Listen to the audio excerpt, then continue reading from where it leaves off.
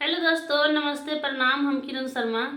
हम मंजू शर्मा अपना YouTube channel पर स्वागत करै छी। नमस्ते, प्रणाम। सब दीदी भाई के प्रणाम, सब यूट्यूब फैमिली के प्रणाम। जते दाई माय चाची भैया दीदी सुनबी सब गोटन के प्रणाम करै छी।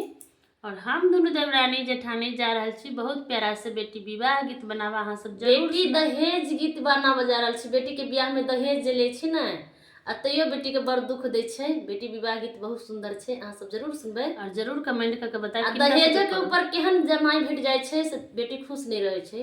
तो बेटी पापा से कह रहल छै कि अहाँ सब सुनियो आ जरूर अहाँ सब कमेंट करके बताएब गीत केहन लगे अहाँ सबके।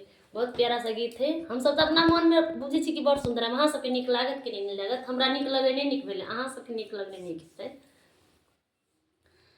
पापायो भराया जगुतया हाँ कैलिए धियाला मुरु खबर खोजलिए ना।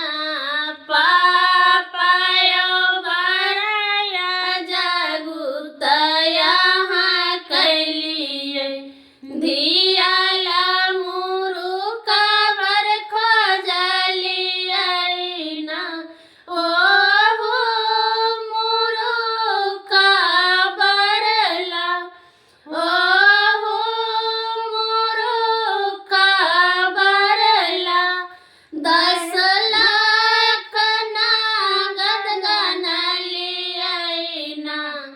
दस लाख नागद गाना लिया ना।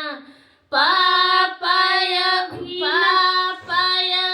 गाना होना जानैया मारू कबा धियाला के हाना बर खोजलिए ना। पापाय गाना होना जानैया मारू कबा धियाला के हाना बर खोजलिए ना।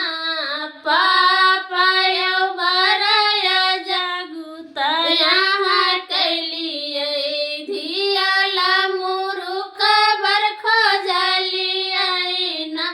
अच्छा